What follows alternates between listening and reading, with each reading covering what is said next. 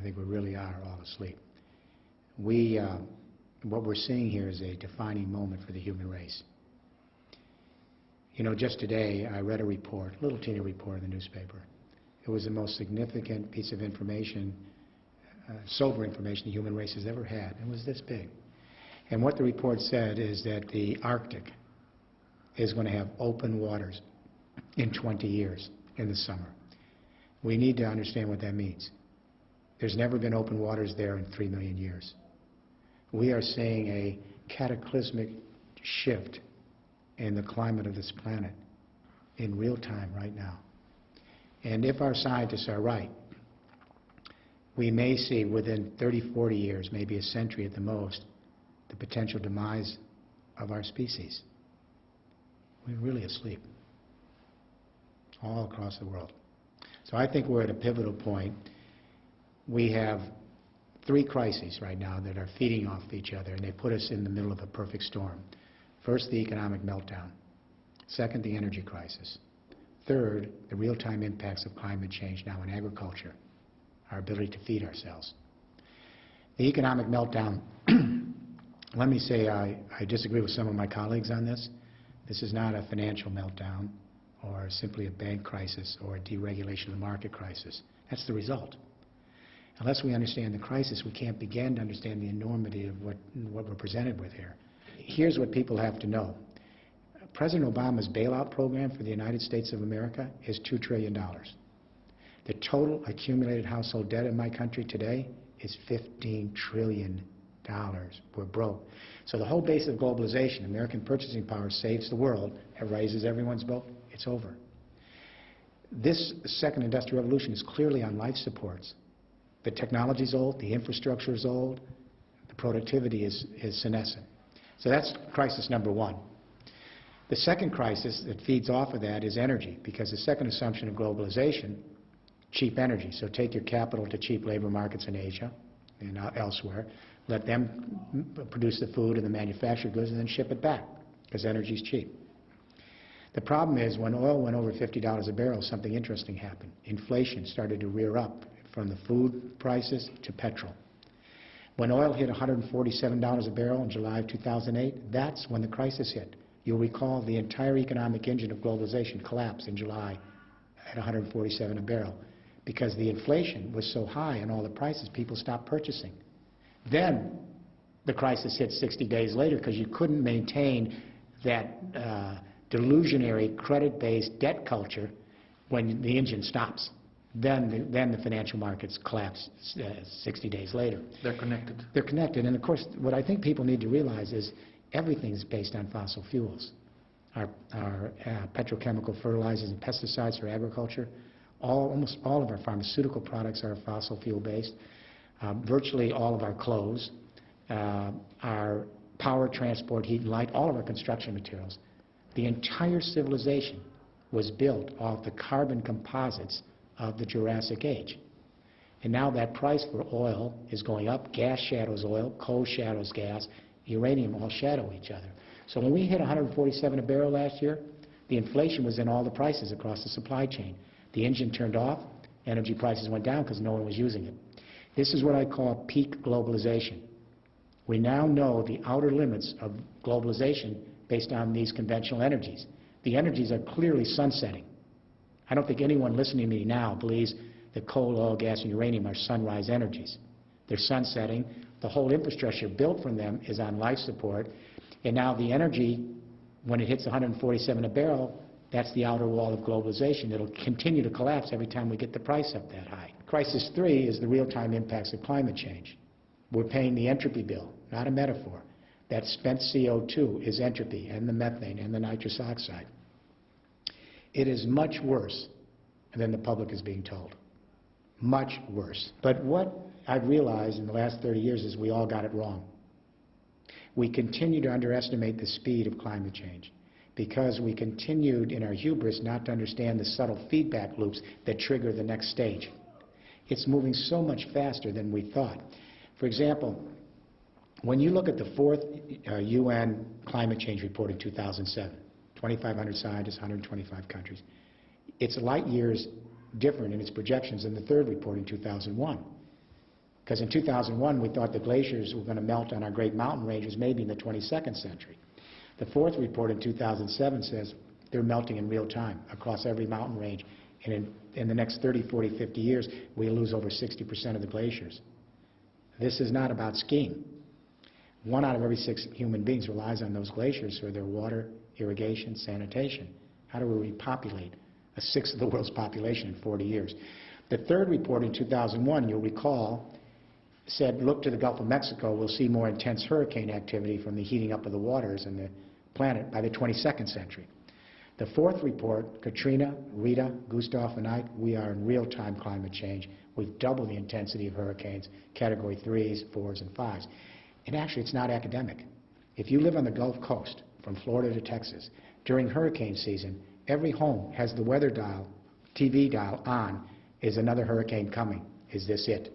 Do we evacuate? They can't even get insurance anywhere on the coast for their homes. The third report, the Arctic, said the Arctic may begin to see open waters sometime in the mid-22nd century. The fourth report and the new report this week, open waters clear in the summer 20 years from now, after millions of years. So this is moving much quicker because of all the feedback loops. The projections now is a 3 degrees Celsius rise in temperature, but that's looking optimistic. But every parent should understand what 3 degrees means in this century. If we go up 3 degrees in this century, that takes us back to the temperature on Earth 3 million years ago. Human beings have only been here 175,000 years. We're the youngest species. If we go 2 to 3 degrees, and that's looking super optimistic, we'd have to radically change civilization. At 2 to 3 degrees, the UN Climate Panel reports, models show that we lose on the bottom end maybe 20–25% of all the plant and animal life on Earth. On the top end, wipeout, 70% of all the assessed species gone. Now, we have had 5 waves of biological extinction on Earth in the last 450 million years in the geological record. Every time there was a mass extinction, it took 10 million years to recover the biodiversity we lost. As my wife says, we're not grasping the enormity of this moment. It's eluding us. It's worse now than we thought it was a year ago. For example, in the fourth assessment report, they mentioned the permafrost as a potential problem in Siberia. No studies in. Now the studies are coming in, and we're terrified because Siberia is all covered with frost. Under the frost is a time bomb. It's all the carbon deposits from the pre-ice age, because that was a teeming grassland full of animal and plant life. And when the climate tips, it tips very quickly in a few years. It tipped way back when, and all that carbon was captured under the ice. The ice is melting across Siberia. Carbon is coming up as CO2, and on the lake beds it's coming up methane, which is 23 times more potent. And there's more carbon underneath there than all the tropical rainforest. It's all going up into the atmosphere. It is a ticking time bomb. And the journal Nature this year said it's accelerating 6 times faster than we thought 12 months ago. That's just one feedback loop. So let me end this part of the discussion with this thought. James Hansen is our chief climatologist in the United States government. He's the head of the NASA Goddard Institute for Space Studies. So in Brussels, the EU is going to Copenhagen, hoping to talk the world into mitigating carbon at 450 parts per million by 2050. And nobody wants to play that game. Nobody. Even Obama, who we had high hopes for, their goal by 2020, based on 1990 levels, is a 4% reduction in global warming. The EU on 1990 levels is a 20%. So the Obama administration is nowhere to be seen here. But even if we go to Copenhagen and try to get it to 450 parts per million, the EU says that would maybe keep us at 2 degrees. Devastating, but we may survive. Then James Hansen comes along. His team goes under the oceans, and they looked at the core samples in the geological record, and he said to Brussels, you got it wrong. Because if you try to get the world to mitigate to 450 parts carbon per million, which no one wants to do, you go up 6 degrees Celsius in this century. And this is a quote: the end of human civilization as we've come to know it. That's the chief climatologist for the United States government. I hope he's wrong. My suspicion is the scientists not only are not wrong, they keep underestimating the speed of this. So we have this triple threat: a global economic meltdown, The second industrial revolution clearly on life support. It's old technology, old infrastructure. We have an energy crisis at 147 a barrel, the engine turns off. We've got real-time impacts of climate change, and the UN says we have upwards of 1 billion people on the verge of starvation. I've never seen a moment like this in history. There is no moment like this. So we need to ask the question, what do we do? And what is missing from Copenhagen is we need an economic vision, an economic game plan for the whole human race, everyone on the same page, that may give us the precious time we need to move into a new post-carbon world. The first question we need to ask is, when do the great economic revolutions in history happen? How do they occur? They occur when two things happen. First, we change the way we organize the energy of the earth, and we've done that on many occasions in our small sojourn here as human beings. But second, and equally important, we have a communication revolution that allows us to manage the new energy revolutions. It is those infrequent moments in history where energy and communication revolutions converge. When they come together, those are the pivotal points in history. They change the human equation. They even change consciousness. I'll give you an example. Many people take an anthropology course at the university and they study the Sumerians in Mesopotamia. Why? They created the first urban life and the beginning of civilization. They captured the sun in photosynthesis in cereal crops, barley and wheat. That stored sun in the grain was energy, built an urban civilization. It was complicated because before that time people lived in small tribal units, garden, agriculture, and pastoralism. All of a sudden they had to bring them together and indenture thousands of men to build those canals. Then they had to create craft skills to create the dikes and the mechanics. They had to put together granaries, royal roads, and distribution systems. So hydraulic agriculture was extremely complicated and required a communication revolution to manage it. The Sumerians invented cuneiform, writing.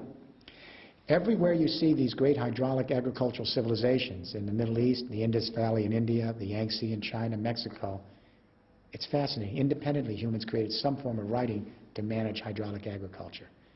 That's the agricultural age, 10,000-year multiplier effect. In the 1820s, we introduced steam technology into print, so it wasn't just manual. So linotype, rotary, steam technology allowed us to really create cheap, mass-produced, efficient print.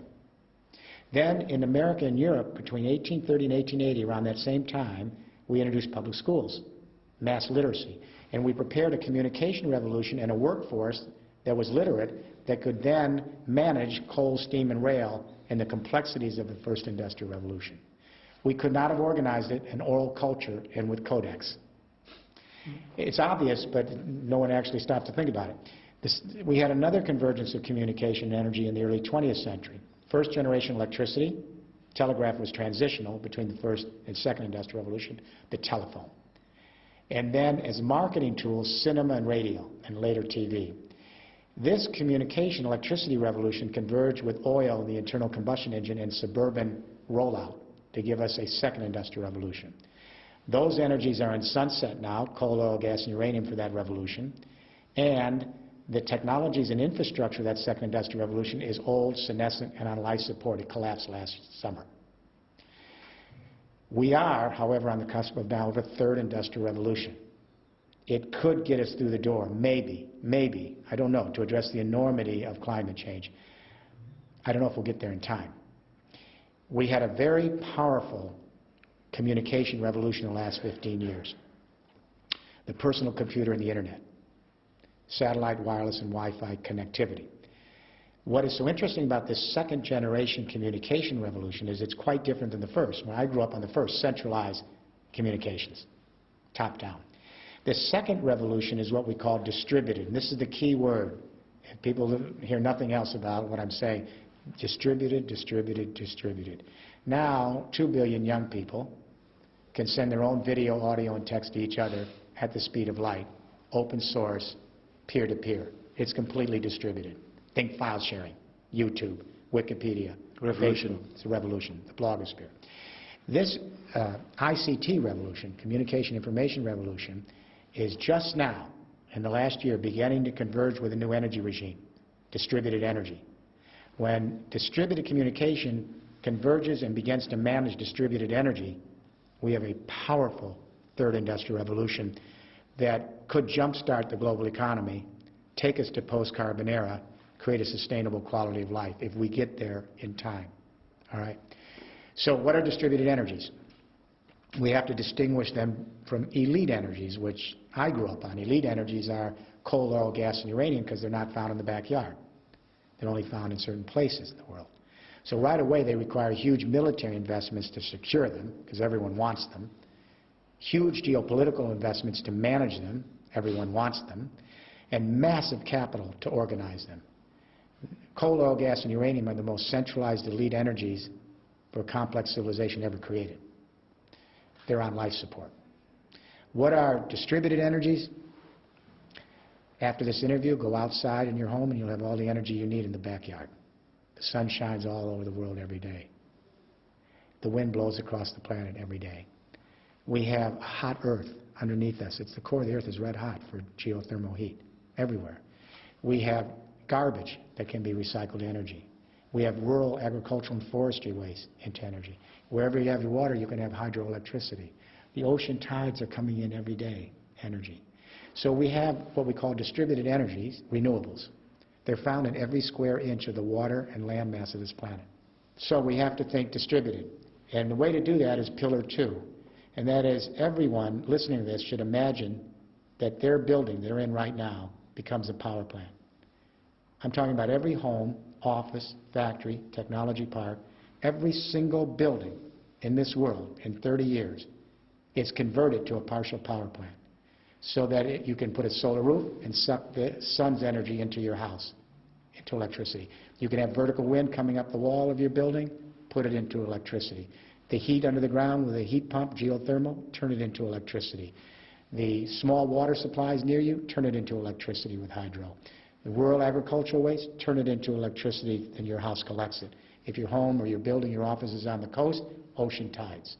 So the buildings, interesting enough, are the problem, they're also the solution. A third of the energy used in the world is buildings, and they commit a third of the CO2. They're the #1 cause of climate change. By the way, while we're on this, the #3 cause of climate change is worldwide transport. Does anyone know what the #2 cause of climate change is? We never talk about it. The #2 cause is meat production, especially beef. Beef production and consumption is now, our scientists tell us, the #2 cause of climate change because we have 1.3 billion cows out there. The methane release is enormous, and the nitrous oxide from the fertilizers and the CO2 from the processing. What's interesting to me is not one world leader in 192 countries has made one sentence statement on the #2 cause of climate change. Al Gore, who I deeply respect, has never made a statement that I know of on the #2 cause of climate change. How serious are we? So the way to jumpstart the global economy is construction, construction, construction. That's when you create millions of jobs. So we're going to have to convert the existing real estate stock all over the world and create new stock that's turned into power plants. Think mainframe computer, then you had your own desktop. Think centralized energies, now you produce your own. That's pillar 2. Then pillar 3. Pillar 3 is we had to raise the question in Brussels, how do we store renewable energy? So unfortunately the sun isn't always shining. The wind isn't always blowing, and sometimes your water tables are down because of climate drought. You have less hydroelectricity. They're intermittent energies. So we have to think, how do you store these energies so that you have a safe, secure asset? We're going to use batteries, flywheels, capacitors, water pumping. They're all good storage technologies, but there's one universal technology that's going to be, I think, at the center. It's hydrogen. Now, we all know that hydrogen is the basic element of the universe. It's what we're made out of. It's the lightest element. When we use it as power, the byproducts are water and heat. Now, hydrogen is not a basic energy. It carries other energy. You've got to convert other energies. Our astronauts have literally been circling this planet for 30 years, and I don't think people know this. You know how they power their spaceships? The power is hydrogen, high-tech fuel cells. Time to bring it back to the Netherlands and Europe. Here's how it works. Say you, in your factory, your office, or your home, you're producing 20% of your electricity with a solar roof. At any one time, if you have a little electricity you're not using, Electrolyzed water. Remember high school chemistry? The anode, the cathode, stick it in the water. The electricity allows the hydrogen to come out, you store it in a tank. When the sun's not hitting your roof, convert it back to electricity. Now people say, isn't that an energy loss? Of course. It's the second law of thermodynamics. Anytime you ever convert energy, you lose. That's what the second law of thermodynamics is about. If people understood how much energy they'd lose when we convert coal, oil, gas, and uranium, it's through the roof. All right? So we need hydrogen storage, and the European Union is committed an €8 billion public-private joint technology initiative this last year to put hydrogen storage across buildings and power and transmission lines. So, Pillar 1, renewable energies. The EU is committed to a third of the electricity, 20% of the energy. Pillar 2, we convert all of our buildings to power plants. Pillar 3, we store it with hydrogen. And then Pillar 4, this is where that communication revolution converges with the distributed energy revolution. We use the exact same technology that created the Internet. It's identical. We take the power grid of the Netherlands and the EU, and in 25 years, we convert that transmission lines into an intergrid, an intelligent utility network that exactly operates like the Internet. Technology is already here. So that, let's say, millions and millions of buildings across Europe are producing just a little bit of their own electricity. If they don't need some of it during peak or off hours, they can store it with hydrogen, like we store digital and media, convert it back to electricity, share it across Europe. Share it across Europe. This is distributed capitalism. What this does is it answers a question we couldn't answer for 30 years, and this is really critical. For 30 years, governments that I advise would say, Mr. Rifkin, we like windmills and solar roofs and all of the things you're talking about, but how the heck are you going to run a global economy on windmills, solar roofs, garbage, ocean tides, waste? They're soft energy. They're important, we'll put them in, but you can never substitute for hard energy, which is coal, oil, gas, and uranium. That gives you the energy to run a global, highly industrial economy. For 30 years, we couldn't answer that question. We had an intuition we were on the right track because those old energies are elite, they're finite, they create pollution, and they're running out. The new energies are everywhere. They're basically free, you just have to harness them. But we didn't get the answer until our IT friends came up with second-generation grid IT, which you know is the cutting-edge revolution in IT. It's only 7 years old. Now, the IT revolution, they now have software that allows us to connect hundreds of thousands or millions of desktop computers. They can connect them. When they connect them, the distributing computing power of these little desktop computers, millions of them, exceeds anything you can imagine with the most centralized supercomputers you could ever put online. We can take grid IT now to the power and transmission lines for energy. If you have millions and millions and millions of buildings across the EU producing just little amounts of their own electricity from local renewables, if some of it they don't need, they share it across a smart grid, an intergrid. The amount of distributed energy exceeds anything you can ever imagine with nuclear and coal-fired power plants. Everyone under 40 gets it. Everyone over 40 has a little problem with it. The music companies did not understand file sharing, distributed. It wiped out the music companies in 7 years, 8 years. Microsoft laughed at Linux, said a bunch of hippies from Scandinavia, open source, what is it? They didn't understand the power of distributed. Encyclopedia paid no attention to Wikipedia. Now Wikipedia is the giant on the block. It's all distributed knowledge, collaborative spaces. The newspapers did not understand the blogosphere, distributed. Now the newspapers are becoming blogs, and even television now has to rely on the internet.